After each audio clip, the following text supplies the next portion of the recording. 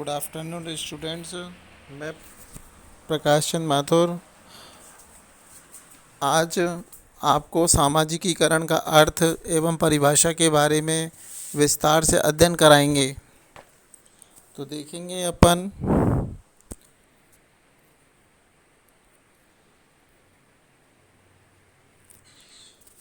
लिंग विद्यालय एवं समाज में आज का हमारा टॉपिक है सामाजिकरण का अर्थ, उसकी क्या क्या परिभाषाएं हैं और उसकी क्या क्या विशेषताएं हैं। इसका अपन आज क्या करेंगे, विस्तार से अध्ययन करेंगे। तो देखिए, मनुष्य क्या है, एक सामाजिक प्राणी है। सामाजिक प्राणी का मतलब है कि मनुष्य जो है समाज में जन्म लेता है। यानी अगर अपन अन्य प्राणियों की बात करें तो वो भी अपने समाज में जन्म लेते हैं, उनका भी अपना क्या है, एक समाज है। और जहाँ समाज में व्यक्ति जन्म लेता है वहाँ पहले परिवार भी होता है, अन्य परिवार के सदस्य भी होते हैं। यानी जैसे जिसे अपन कह सकते हैं छोटा सा समुदाय भी होता है। और उसके बाद में गांव होता है, गांव के बाद में शहर होता है, शहर के बाद में राज्य, राज्य के बाद में देश। इस तरीके से आज हम देखते हैं कि मनुष्य एक दूसरे पर डिपेंड हो गया है। मनुष्य कहाँ जन्म लेता है, समाज के अंदर लेता है। और उसकी जितनी भी आवश्यकताएं होती हैं वो कहाँ से पूरी होती हैं, समाज से। इसलिए हम उसे क्या कहते हैं, एक सामाजिक प्राणी कहते हैं। जब बालक जन्म लेता है तो उसमें कोई भी क्या नहीं होता है, शारीरिक सामाजिक लक्षण नहीं होता है। होता है क्या? उसको पता नहीं होता है कि कब मेरे को क्या काम करना है। बस वो तो अपना जो मन आता है वह करता है। लेकिन परिवार का, समाज का दायित्व होता है कि उसे सारी चीज़ें सिखाना है ना, उसे खिलाना, उसे आगे बढ़ाना, उसका विकास वृद्धि करना और उसकी आवश्यकताओं की पूर्ति करना, उसमें संस्कार डालना। ये सारी चीज़ें किस में आती हैं, समाज के सामाजिकरण में आती हैं। लेकिन वह धीरे धीरे वहाँ के अनुकूल और व्यवहार करने लगता है। जैसा वह वातावरण देखता है समाज के अंदर, वैसा ही बालक क्या करने लगता है, धीरे धीरे अपना व्यवहार बदलने लगता है और अपनी जो जन्मजात शक्तियाँ होती हैं उनको समायोजित करने लगता है समाज के अंदर। और सामाजिक वातावरण में विकसित करके सामाजिक बनने का क्या करता है, प्रयास करता है। यानी समाज में अपनी भूमिका निभाता है। प्रत्येक प्राणी आपने देखा होगा जो सामाजिक प्राणी है वह अपनी भूमिका किस तरीके से निभाता है ना। तो हम कह सकते हैं कि मनुष्य एक सामाजिक प्राणी है जो समाज में अपनी भूमिका निभाते हैं। मनुष्य जन्म के बाद केवल अपने पार्श्विक आवश्यकताओं की पूर्ति में लगा रहता है। लेकिन जैसे जैसे वह बढ़ता है उसके अंदर समाज की आकांक्षाएं, यानी समाज की क्या मान्यताएं हैं, क्या आकांक्षाएं हैं, क्या आदर्श हैं। अब हमें आदर्श कहाँ से मिलते हैं, विद्यालय से। क्या क्या मान्यताएं व परंपराएं हैं वो समाज के अंदर मिलती हैं। क्या क्या आकांक्षाएं हैं वो परिवार से मिलती हैं। तो इस तरीके से बालक के व्यवहार में क्या लाया जाता है, परिवर्तन लाया जाता है। शुरू में वो कैसा होता है, पार्श्विक होता है, केवल अपना भूख लगी तो रोएगा, है ना, और मन करेगा तो हंसेगा। तो इस तरह के पार्श्विक चीज़ें होती हैं। लेकिन धीरे धीरे हम क्या करते हैं, समाज में उस बालक को ढालते हैं और ढालने के बाद में उसे क्या बनाते हैं, अच्छा बनाते हैं। जिस तरीके से सोना होता है उसको विभिन्न तरह से गलाया जाता है, तपाया जाता है और तपाने के बाद में वो क्या निकलता है, प्योर गोल्ड निकलता है। उसी प्रकार से हम उसके व्यवहार, उसके आदर्श, उसकी मान्यताएं, उसकी आकांक्षाएं ये बहुत सारी चीज़ें हैं, उनमें परिवर्तन लाकर उसे अच्छा बनाते हैं। समाज द्वारा जो हमारे पास में स्वीकृत व्यवहार करने से उसे समाज में प्रशंसा मिलती है। अगर कोई व्यक्ति अच्छा व्यवहार करेगा, अच्छा आदमी बनेगा, तो उसे क्या मिलेगी? प्रशंसा मिलेगी। जैसे हमने बहुत सारे विचारक देखे हैं, गांधी जी, नेहरू जी, अंबेडकर जी। तो इनके विचार क्या हैं? बहुत ही बढ़िया रहे हैं, समाज के लिए उत्कृष्ट रहे हैं, समाज सेवी रहे हैं, और इन्होंने समाज को बहुत कुछ दिया है। इसलिए 70 साल के बाद भी ये हमारे लिए क्या हैं? जीवित हैं। मनुष्य जीवित होना ना होना अलग बात है, लेकिन उसके विचार जीवित होना एक बहुत बड़ी बात है। मनुष्य के विचार ही क्या रहते हैं? जीवित रहते हैं, अन्यथा कोई भी चीज़ जीवित नहीं रहती है। देखिए आगे, उसे सामाजिक मान लिया जाता है। समाज में भाषा का बड़ा महत्व है, यानी प्रत्येक व्यक्ति की एक भाषा होती है। तो परिवार में रहकर ही बच्चा क्या करता है? भाषा सीखता है। भाषा का जो प्रारंभिक ज्ञान होता है वो मातृभाषा से ही होता है। मातृभाषा यानी अपनी भाषा। जब बालक धीरे धीरे शब्दों को सुनता है, सुनने के बाद में धीरे धीरे उसे बोलने लगता है, बोलने के बाद में वो फिर स्पष्ट बोलने लगता है, वस्तुओं के प्रति उसका आकर्षण बढ़ता है, वस्तुओं को वो पकड़ने लगता है, जानने लगता है। तो इस तरीके से वो क्या बन जाता है? सामाजिक प्राणी बन जाता है। यही सामाजिकता कहलाती है। सामाजिकीकरण की प्रक्रिया सदैव एक समान नहीं चलती है।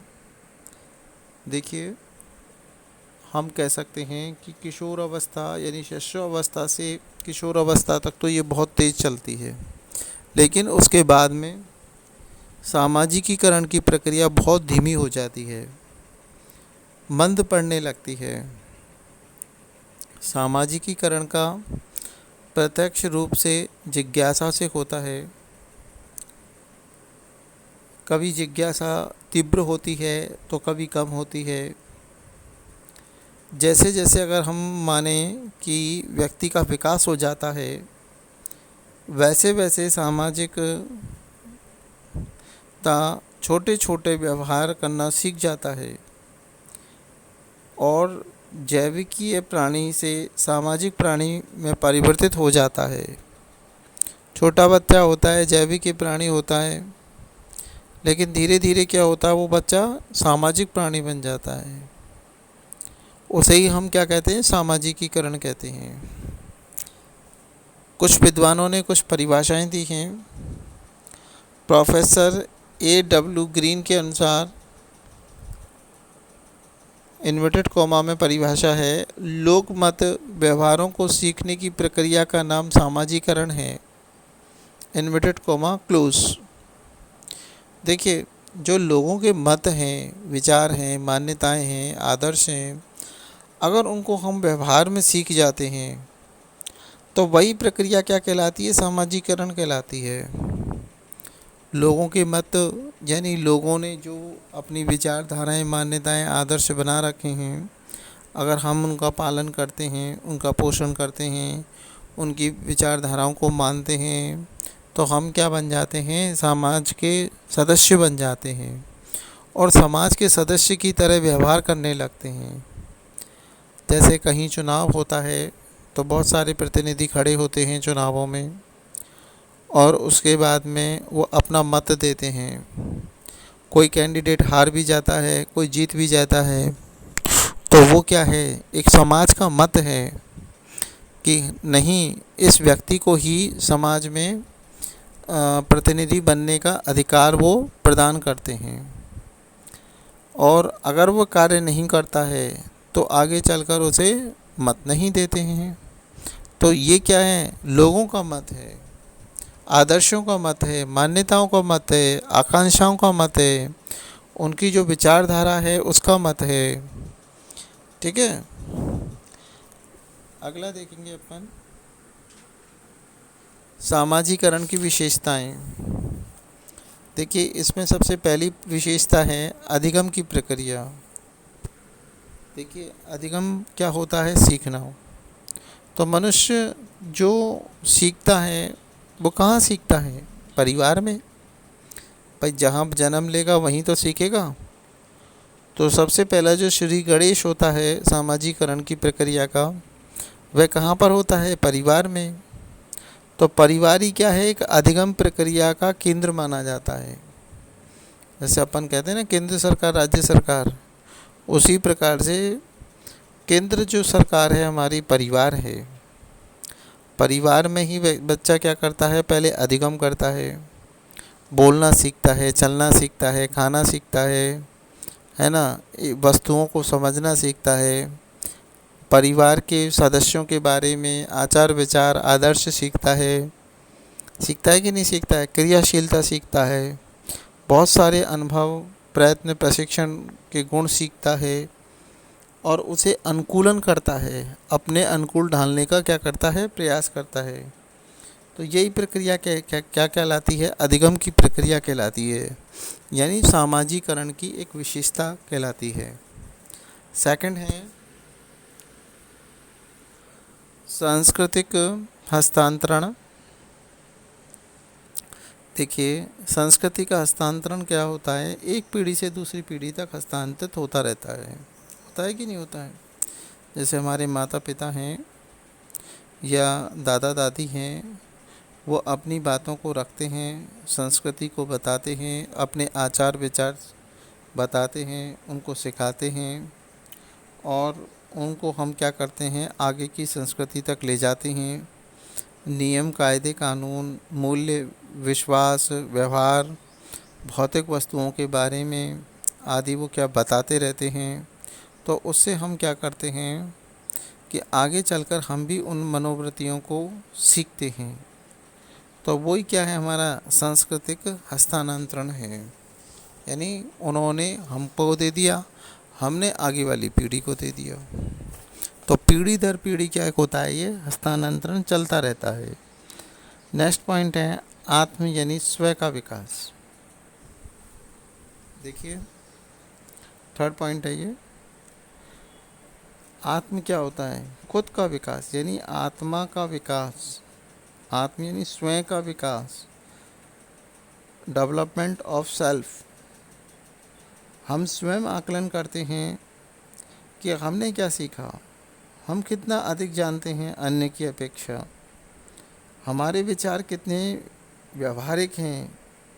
अगर व्यक्तिगत मूल्यांकन करें तो उसके बारे में बालक ये धारणा बना लेता है कि यही धारणा हमारी क्या कहलाती है? आत्म कहलाती है।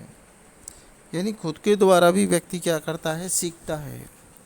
अपने विचारों को माध्यम से वह क्या करता है? सीखता है। नेक्स्ट पॉइंट है निरंतरता। इसमें देखेंगे, फोर्थ पॉइंट है ये अपना, अगर हम समाज के सदस्य हैं तो हम में क्या होनी चाहिए? चलने की निरंतरता होनी चाहिए।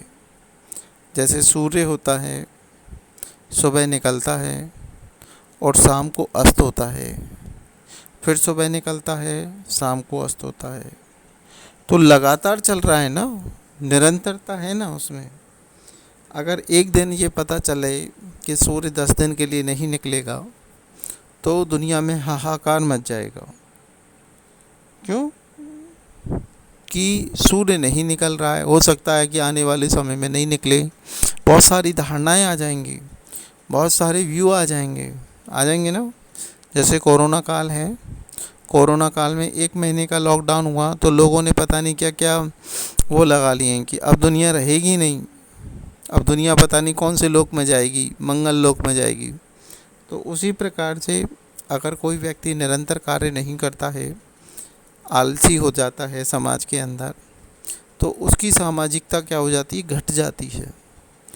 और उसके विचारों को मानने वालों की जो लोग होते हैं वो भी क्या होते हैं? घटते जाते हैं। इसलिए प्रत्येक व्यक्ति में निरंतरता होनी चाहिए। जीवन पर्यंत व्यक्ति सीखता है, उसे चलने की लालसा होनी चाहिए और इस प्रक्रिया के फलस्वरूप क्या होगा, बालक के व्यवहार में परिवर्तन आते रहेंगे और उसके व्यक्तिगत का परिमार्जन होता रहेगा। व्यवहारों में होने वाला परिवर्तन और संशोधन सामाजिकरण की निरंतरता को स्पष्ट करता है।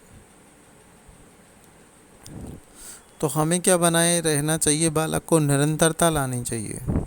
निरंतरता वह प्रयास करता रहे, खेलता रहे, कूदता रहे, पढ़ता रहे, है ना, अपनी नित्य प्रति के कार्य करता रहे।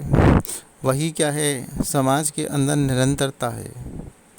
नेक्स्ट पॉइंट है समय व स्थान सापेक्ष। देखिए, समय सबसे महत्वपूर्ण होता है। जहाँ हम रहते हैं वो स्थान भी बहुत महत्वपूर्ण होता है। अगर समाज में स्थान बहुत अच्छा है, किसी प्रकार की पारंपरिक प्रथाएं व मान्यताएं कम हैं, आदर्श कम हैं, तो बालक अपने ऊपर क्या करेगा, स्व आत्म चिंतन करेगा और अपने ऊपर फोकस करेगा।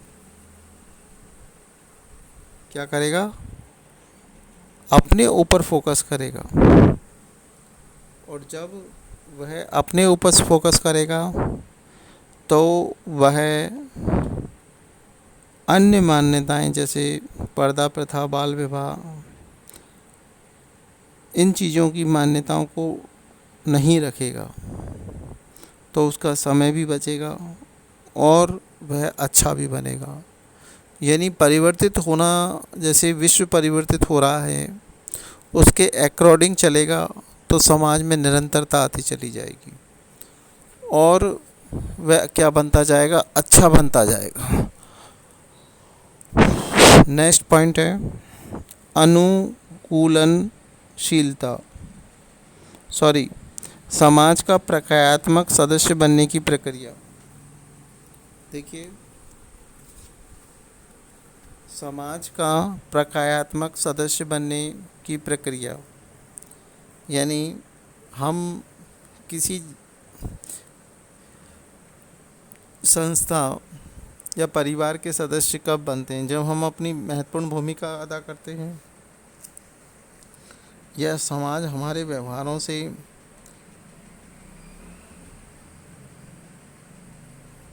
से नित्य प्रति परिचित रहता है कि ये व्यक्ति बहुत अच्छा व्यक्ति है और समाज में अपना पूर्ण योगदान देता है। ठीक है, तो प्रत्येक समाज हमारे लिए क्या बनेगा, एक सदस्य के रूप में बनेगा। इसमें देखें, सामाजिक कार्यों में भाग लेने योग्य बनाता है। सामाजिकरण की जो प्रक्रिया है बालक को सामाजिक कार्यों में भाग लेने के लिए योग्य बनाती है। इस प्रक्रिया में नवजात शिशु पालन पोषण के क्रम में अपनी सामाजिक वातावरण, जिसमें परिवार, समुदाय, विद्यालय के व्यवहारों को नियंत्रित करता है। भाई, जब बालक पैदा होता है तो उसको नियंत्रित करने वाला कौन होता है, परिवार, समुदाय व विद्यालय, है ना। अब उनके जो व्यवहार हैं उनको समस्त नियंत्रण कौन करेगा, यही लोग करेंगे। जब ये लोग करेंगे तो वो वांछित व अवांछित व्यवहार के प्रतिमानों में अंतर करना सिखाते हैं कि आपने गलत किया कि सही किया, आपने जो ये मॉडल लिया, प्रतिमान लिया, ये सही लिया कि गलत लिया। इस प्रकार सामाजिकरण के द्वारा ही कोई बालक समाज का सामान्य सदस्य बन पाता है। तो हम सामान्य सदस्य कब बन पाएंगे, तभी बन पाएंगे जब हम वांछित व अवांछित समाज की घटनाओं को पहचानें और उनके अनुकूल व्यवहार करें। नेक्स्ट पॉइंट है अपना अनुकूलनशीलता। सामाजिकरण की प्रक्रिया के द्वारा ही बालक में क्या आता है, अनुकूलनशीलता आती है। जो बालक होता है वो प्रारंभिक जीवन में माता पिता, भाई बहनों यानी परिवार के जो सदस्य होते हैं उनके बीच अपना जो समय होता है वह व्यतीत करता है। जब बालक विद्यार्थी जीवन में प्रवेश करता है तो उसे एक नए संसार का आभास होता है कि इसके अलावा भी जीवन है। यानी विद्यालय है, विद्यालय में टीचर्स हैं, स्टूडेंट्स हैं, उनके फ्रेंड्स हैं, ठीक है। इस तरीके का क्या करता है, एक आभास करता है। उस नए संसार में समायोजन करने के लिए नवीन गुणों का अर्जन करना पड़ता है, पढ़ना पड़ता है, अपनी क्वालिटी बतानी पड़ती है ना, कि मैं कितना होशियार हूँ, खेल में भी होशियार हूँ, बातों में भी होशियार हूँ, अन्य चीज़ों में भी, पढ़ने में भी होशियार हूँ, लिखने में भी होशियार हूँ। अपने को प्रतिस्पर्धात्मक बनाना पड़ता है। और इस नवीन संसार में प्रवेश करने से उसमें सामाजिक संपर्क का दायरा भी क्या हो जाता है, बढ़ जाता है। पहले 4 मेंबरों में था, अब 1000 मेंबरों में बैठ गया है। धीरे धीरे बालक बड़ा होता है तो वो 50,000 में भी बैठता है, उससे ज़्यादा बड़ा होता है तो लाखों में जाता है, फिर करोड़ों में जाता है। इस तरीके से उसका जो संपर्क होता है वह सामाजिकरण की प्रक्रिया के माध्यम से क्या होता है, बढ़ता जाता है, जिससे बालक के व्यक्तित्व के विकास में क्या मिलती है, सहायता मिलती है। मिलेगी कि नहीं मिलेगी? अगला पॉइंट है, सामाजिकरण एक जटिल प्रक्रिया है। देखिए, सामाजिकरण एक जटिल प्रक्रिया क्यों कहा गया है कि इसमें परिवार, समूह, सामाजिक संस्थाएं, सामाजिक परिवर्तन आदि सभी एक क्या है, महत्वपूर्ण योगदान है।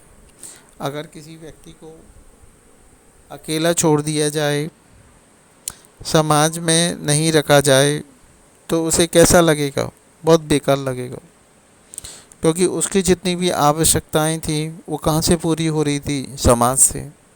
जब समाज ही नहीं रहेगा तो उसकी आवश्यकताओं को कौन पूरा करेगा, उसकी संस्कृति को कैसे आगे बढ़ाया जाएगा, उसके क्रियाकलाप कैसे आगे बढ़ाए जाएंगे, उसका रोज़गार कैसे दिया जाएगा, उसे मूल्यों की शिक्षा कौन देगा। तो यही कारण है कि सामाजिकरण की प्रक्रिया एक जटिल प्रक्रिया माना गया है ना। समाज में रहकर ही व्यक्ति बहुत सारी चीज़ों को सीखता है, अनुभव करता है, अपने विचारों का आदान प्रदान करता है। हमारा लास्ट पॉइंट है, अनुकरण से प्रभावित। देखिए, अनुकरण का क्या मतलब होता है। अनुकरण का मतलब होता है किसी चीज़ का हम क्या करें, अनुकरण करें, है ना। देखिए, अनुकरण मतलब उसका फॉलो करें। सामाजिकरण की प्रक्रिया में अनुकूलन का विशेष महत्व है। बालक अपने परिवार, कहाँ से सीखता है, परिवार से, पड़ोस से, खेल के साथियों से, अनेक दूसरे संगठनों से प्रत्यक्ष व अप्रत्यक्ष रूप में, दोनों रूपों में अपने व्यवहारों का अनुकरण करते हैं कि उसने ऐसा करा तो मैं भी ऐसा करूं। लेकिन पेरेंट्स की जिम्मेदारी हो जाती है उसमें कि वो सही ज्ञान दें उन्हें, कि उसने गलत किया कि सही किया, है ना।